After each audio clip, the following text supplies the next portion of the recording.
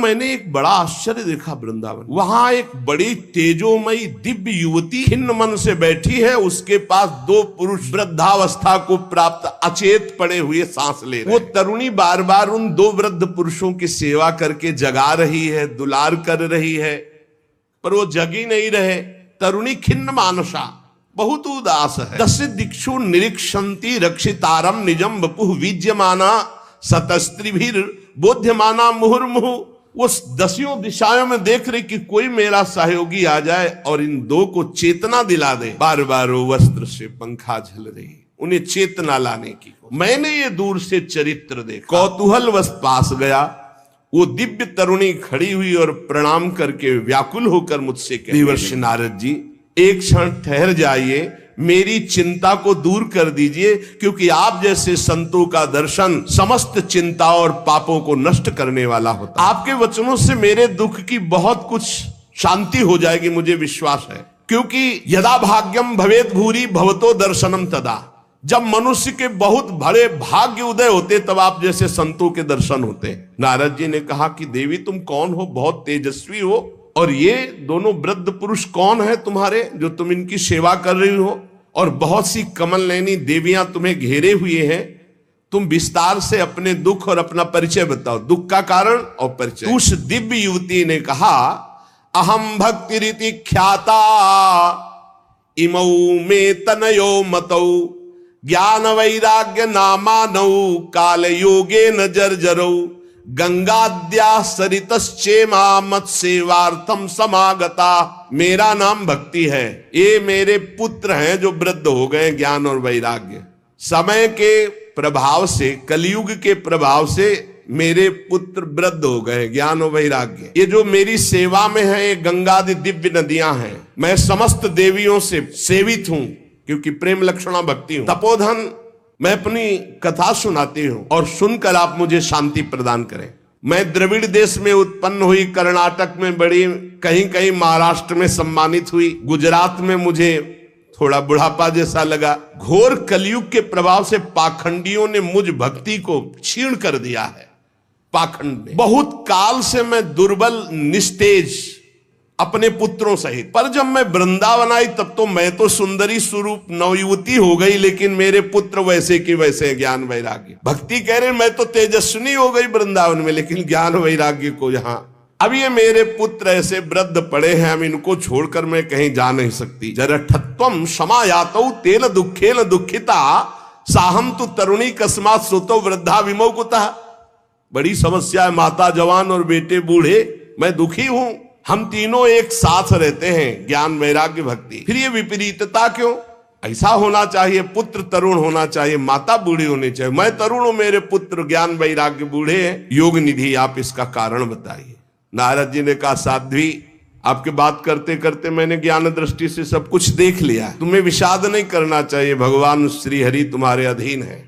प्रेम अधीन भगवान का नाम, प्रेमाधीन, भक्ताधीन मना पूज्यो, भक्ति के अधीन है, तुम्हें विषाद शोभा नहीं। सूत जी कहते हैं, मुनिवर नारद जी ने एक क्षण में ही सब कारण जान लिया और नारद जी ने कहा, देवी सावधान होकर सुनो, ये दारुण कलयुग है। इसी से इस समय सदाचार, योग मार्ग, तपस्या, सब मार्ग, भगवत मार्ग जितने हैं प्रायः ये गुप्त लुप्त होते जा रहे हैं। कलिकाल का ऐसा प्रभाव बढ़ता चला जा रहा है। हे देवी, जना अघासुरायन्ते साठ्य दुष्कर्म कारिणः।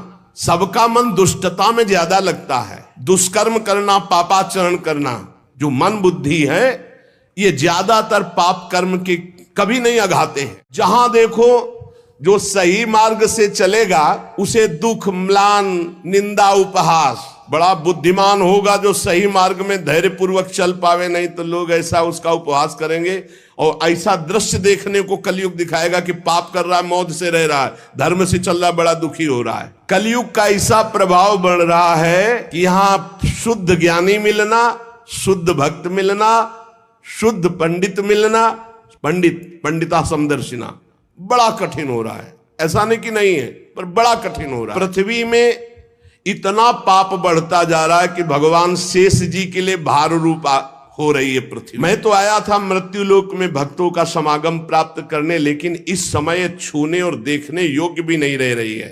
बड़ा अमंगल हो रहा है। इस संसार में वैराग्य और ज्ञान की किसी की जरूरत है नहीं, इसीलिए बूढ़े हो गए तुम्हारे पुत्र। विषयानुरागी, अंधे बने हुए, भोगों में लगे हुए, इसलिए वैराग्य की जरूरत नहीं। भोगों में सुख बुद्धि, इसलिए ज्ञान की जरूरत नहीं। तुम इसलिए जवान यहां हो गए कि वृंदावन है, यहां संयोग से सदैव तुम जवान रहोगे। कभी तुम्हें कोई भी अंग 64 अंगों में भक्ति के कोई भी अंग यहां हीन नहीं, क्योंकि संपूर्ण अंगों से परिपूर्ण ये भगवान का धाम है ना।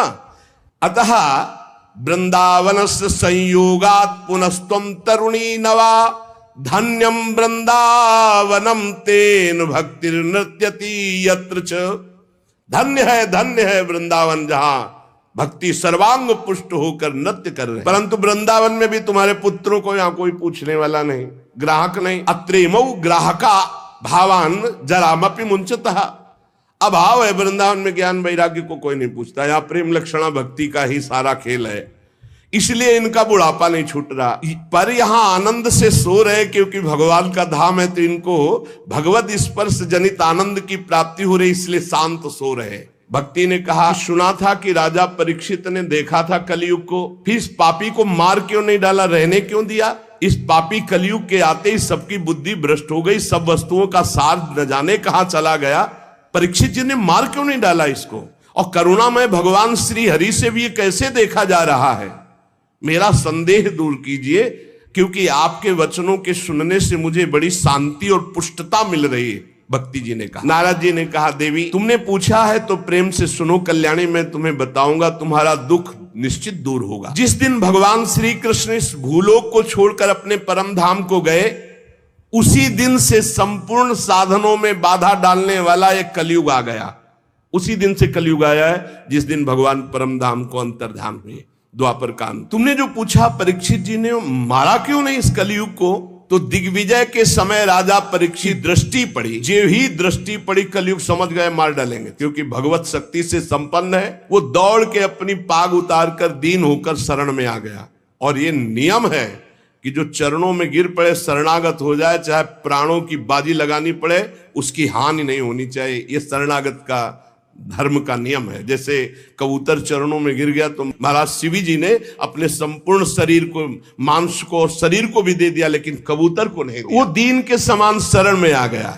अब जब शरण में आ गया तो मारा नहीं जा सकता। फिर देखा कि ये तो सब का सार ग्रही, जो फल तपस्या योग एवं समाधि से नहीं मिल सकता, वो कलयुग में हरिनाम से मिल सकता है। देखो, ये सार वस्तु कलयुग की पकड़ी महाराज परीक्षित जी ने। यद्यपि ये बहुत ही अमंगलकारी है कलयुग। यत् फलम नास्ति तपसा न योगेन समाधिना तत्फलम लभते सम्यक कलौ केशव कीर्तनात्। बड़ी बड़ी समाधि से, बड़ी बड़ी तपस्या से, साधना से, योग से जो फल नहीं मिलता कलयुग में, नाम जप और नाम कीर्तन से। कलयुग केवल नाम आधारा, सुमिर सुमिर नर उतरई पारा। ये सारहीन होने पर भी महाराज परीक्षित ने एक बात देखी कि जो 10,000 वर्ष तपस्या और समाधि और साधना से फल, वो भगवान नाम कीर्तन और जब से कलयुग में सहज में प्राप्त हो जाएगा। इसलिए इसको नहीं मारा। पहले तो शरणागत हो गया, और दूसरी बात इसमें बड़ी जोर की एक बात देखी कि जो 10,000 वर्ष समाधि तपस्या योग यज्ञ आदि से, वो यहां सहज में नाम जप से, नाम कीर्तन से प्राप्त हो जाएगा। कुकर्म में सबकी प्रवृत्ति फैलाना एक कलयुग का कार्य है। और पृथ्वी जब देखा पाप हो रहा है तो सब सार वस्तु अंतर ध्यान करने लगी। अब इसमें स्पष्ट लिखा है, विप्रैर्भागवती वार्ता गेहे गेहे जने जने कारिता कण लोभेन कथा सारस्ततो गतः। श्रीमद् भागवत में ही आगे लिखा है कि जो आपकी कथा सुनाते हैं भूरिदा जना, वो बहुत बड़े दानी है भगवत कथा सुनाने वाले। विप्रैर भागवती वार्ता गेहे गेहे जने जने कारिता कण लोभेन कथा सारस ततो गता। तो कैसे गृहस्थी चलेगी प्रवक्ता की श्री कृष्ण से। योगक्षेमम वहाम्यहम, भगवान चलाएंगे तो श्री कृष्ण देंगे। ऐसे देंगे श्री कृष्ण जैसे पूरी सृष्टि रची है, तुम्हारी सलाह से थोड़ी रची, अपने आप अपनी सामर्थ्य से आपका भरण पोषण। विप्रैर भागवती वार्ता गेहे गेहे जने जने कारिता कण लोभेन कथा सारस ततो गता। कण कण के लोभ से अन्न के, वस्त्र के, धन के, रुपया के, मान प्रतिष्ठा के लोभ से कथा बेचने लगे तो कथा का सार चला गया। अत्युग्र भूरि कर्माणो नास्तिका रौरवाः जनाः तेपि तिष्ठन्ति तीर्थेषु तीर्थ सारस्ततो गता। ये तीर्थों में घोर रौरव नरक जाने वाले कर्म करने वाले लोग आ गए, पापाचरण कर तीर्थों को अपवित्र कर दिया है। शराब पीते हैं, दुनिया का सब जितना पापाचरण सब आके यहाँ होटलों में नाना प्रकार के आचरणों को, ये धाम है, तीर्थ है। सच्ची मानिए आप, सच्ची मानिए। गंगा यमुना के पावन तटों पर नशा कर रहे हैं बैठ के, जहां भजन करना चाहिए वो नशा कर रहे हैं। जहां धाम में आकर रो रो कर प्रभु से क्षमा याचना मांगकर भजन करना चाहिए, मेरे पापों का प्रायश्चित हो जाए, वहां पाप कर रहे हैं। देवर्षि नारद जी कह रहे अत्युग्र भूरि कर्माणो, छोटे मोटे पाप नहीं, बड़े बड़े पाप कर रहे। अत्युग्र भूरि कर्माणो नास्तिका रौरवाः जना, ये सब रौरव नरक जाने वाले अधिकारी लोग। तेपि तिष्ठन्ति तीर्थेषु तीर्थम सारस्ततो गता, ये तीर्थों में वास करने लगे तो तीर्थ का महत्व जाने लगा, तीर्थ का सार जाने लगा। काम क्रोध महालोभो तृष्णा व्याकुल चेतसा तेपि तिष्ठन्ति तपसी तपः सारस्ततो गता। ये तपस्वी का भेष बनाने वाले, काम क्रोधी लोभ मोह तृष्णा व्याकुल चित्त वाले, ये तपस्या का नाटक करने लगे, इसलिए तपस्या का ढोंग करने से तपस्या का सार चला। तो लोभ दंभ और पाखंड का आश्रय लेने से ये संत भेष का महत्व जा रहा है। देवर्षि नारद जी और भक्ति का संवाद हो रहा है। शास्त्र अभ्यास केवल किया जा रहा है, भगवत प्राप्ति के लिए नहीं, विकारों पर विजय प्राप्त करने के लिए नहीं, भगवत ध्यान के लिए नहीं। पंडितास्तु कलत्रेण रमन्ते महिषायु पुत्रस्योत्पादने दक्षा अदक्षा मुक्ति साधने। और न ही वैष्णवता कुत्र संप्रदाय पुरःसरा एवं प्रणयताम प्राप्तो वस्तु सारा स्थले स्थले। जो संप्रदायाचार्य द्वारा सिद्धांत वर्णन की हुई वैष्णवता है, कहीं कहीं किसी में देखी जाती है, नहीं तो सब मनमानी आचरण, मनमानी आचरण। इसलिए वैष्णवता का सार लुप्त हो रहा। कलयुग ने ऐसा पाए जान जगत, हरिवंश महाप्रभु, पाए जान जगत में सब जन कपटी कुटिल कलयुगी टंचु। पुंडरीकाक्ष भगवान सब कुछ देख रहे हैं क्योंकि कलयुग का राज्य है, शासन है उन्हीं के द्वारा। इति तद्वचनम श्रुत्वा विस्मयम परमम गता भक्ति रुचे वचो भूया सूर्यताम तच्च शौनको। सूत जी कहते, शौनक जी जब देवर्षि नारद के वचन सुने, भक्ति को बड़ा आश्चर्य हुआ। फिर उसने जो कहा सुनो, भक्ति ने कहा देवर्षि आप तो धन्य है, मेरा बड़ा सौभाग्य जो आपका समागम हुआ, क्योंकि साधु नाम दर्शनम लोके सर्व सिद्धि करम परम। भगवत प्रेमी महात्मा का दर्शन इस समस्त सिद्धियों को प्रदान करने वाला होता है। धन्योस्मि मद भाग्येन समागता। भक्ति कह रही है धन्य है मेरे भाग्य जो समागता, आपका दर्शन हुआ, आपसे संभाषण हुआ, आपका समागम मेरे अहो भाग्य धन्य। स्वयं भक्ति कह रही, सुरर्षे त्वम ही धन्योस्मि मद भाग्येन समागता साधु नाम दर्शनम लोके सर्व सिद्धि कर्म परम। आपका केवल एक बार उपदेश धारण करके कयाधु कुमार प्रहलाद ने भक्ति की ध्वजा फहरा दी, माया पर विजय प्राप्त कर लिया। आपका उपदेश प्राप्त करके ध्रुव पद को प्राप्त कर लिया।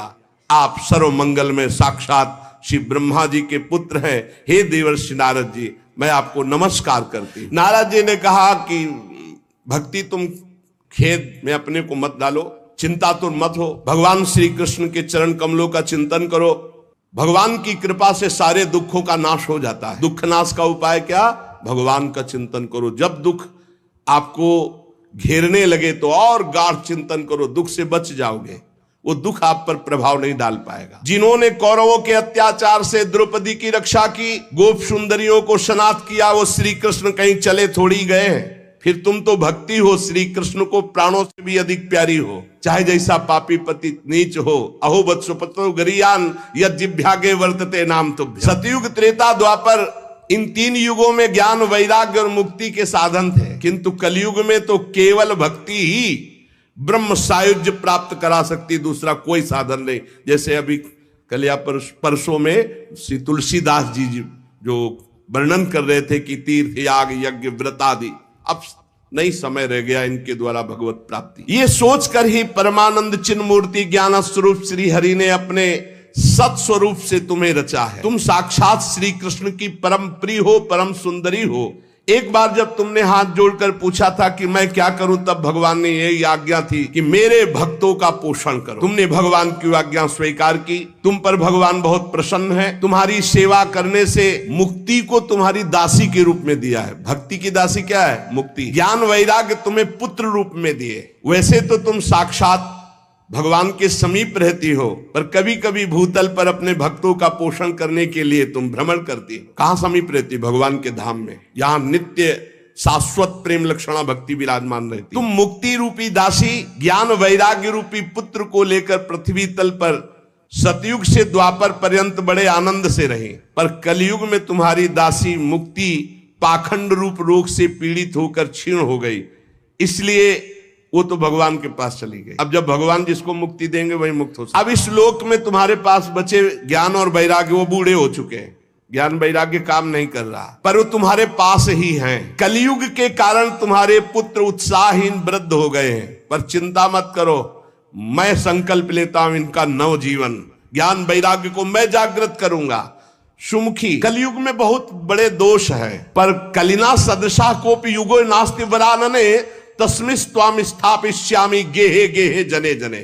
इसमें बड़ा भारी गुण है, भगवान के नाम कीर्तन से परम पद प्राप्त होता है। मैं घर घर में भक्ति का स्थापन करूंगा, तुम चिंता मत कर। देखो, अन्य सब धर्मों को दबाकर भक्ति विषयक महोत्सवों को यदि आगे न रखूं, घर घर में तुम्हारा प्रचार न कर दूं, तो मैं भगवान श्री हरि का दास नहीं। तुम निश्चिंत हो जाओ। तदा ना हम हरेर दासो लोके त्वाम न प्रवर्ते। अगर भक्त ये कभी कह दे तो निश्चिंत हो जाना, तो वो करे न करे, उसका जो संबंध हुआ उससे हरि कर देंगे। अपनो परण विसार भगत को पूरो परण निभाओ। अगर कभी भक्त उत्साह में आकर कह दे कि जा तुम्हारा परम कल्याण निश्चित है, नहीं तो मैं भगवान का दास नहीं, परम कल्याण निश्चित है, तुम बेपरवाह हो जाओ, कौन हो, कहां के हो, कैसे हो, इससे मतलब नहीं। अपनो परण विसार भगत को पूरो परण। देवर्षि नारद जी ने कहा तदा ना हम हरेर दासो लोके त्वाम न प्रवर्तते। मैं भगवान का दास नहीं कहलाऊंगा अगर घर घर में तुम्हारी स्थापना न कर दे। इस कलयुग में जो जीव तुमसे युक्त होंगे, वो चाहे जितने बड़े पापी हों, वो भगवान श्री कृष्ण के अभय धाम को प्राप्त हों। जिसके हृदय में प्रेम लक्षणा भक्ति निवास करती है, उस पुरुष को यमराज कभी स्वप्न में भी नहीं देख सकते। जागृत की तो बात जाने दो। थोड़ी भी भक्ति जिसके हृदय में है, यमराज कभी नहीं देख सकते। देवर्षि नारद, जिनके हृदय में हे भक्ति महारानी आपका थोड़ा भी आदर है, उसे कभी प्रेत नहीं छू सकता। पक्की बात, ये विश्वास करो, ध्यान पूर्वक सुनो। एसाम चित्ते वासुदेव भक्ति थोड़ी भी, जो सर्वदा प्रेम रूपिणी नाते पश्यंत कीनासम स्वप्ने अमल मूर्त है। जो यमराज है वो स्वप्न में भी उसे नहीं देख सकते।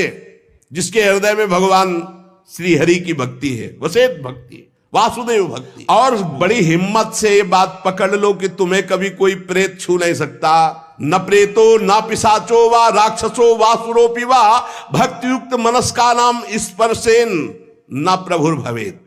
स्पर्श नहीं कर सकता है, पक्की बात है, ये हमने देखा है। आगे पीछे चलते देखा है, थोड़ा भय प्रदान करते देखा है, लेकिन छुआ नहीं आज तक। गंगा के किनारे स्मशान में पूरी रात, अब क्या पता कि आगे क्या है, पर कभी शरीर को कोई चोट पहुंचाई हो या स्पर्श किया हो, आज तक कभी हिम्मत नहीं पड़ी।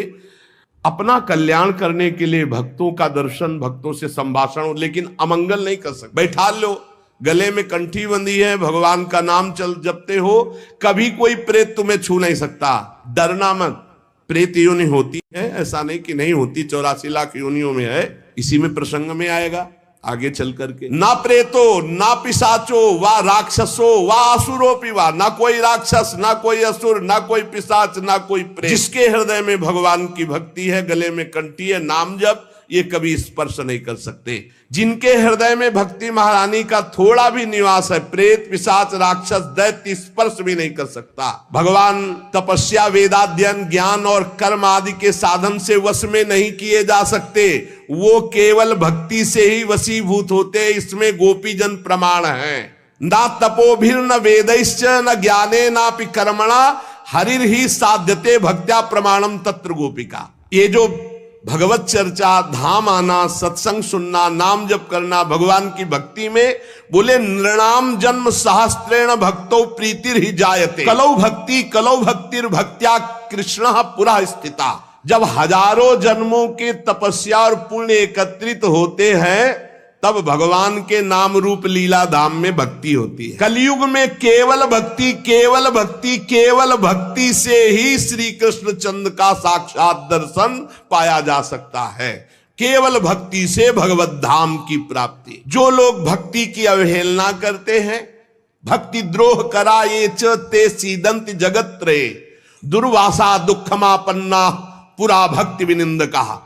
जो लोग भक्ति से द्रोह करते हैं, भक्त से द्रोह करते, वो चाहे दुर्वासा जैसे तपस्वी क्यों न, तीनों लोक में भारी दुख ही दुख पाएंगे। बस अलम व्रतैरलम तीर्थैरलम योगैरलम मकई अलम ज्ञान कथालापैर भक्ति रेकैव मुक्तिदा। अगर आप चैनल पर नए हैं तो प्लीज चैनल को सब्सक्राइब कर दीजिए ताकि आने वाले भक्तों के चरित्र आप तक पहुंच सके।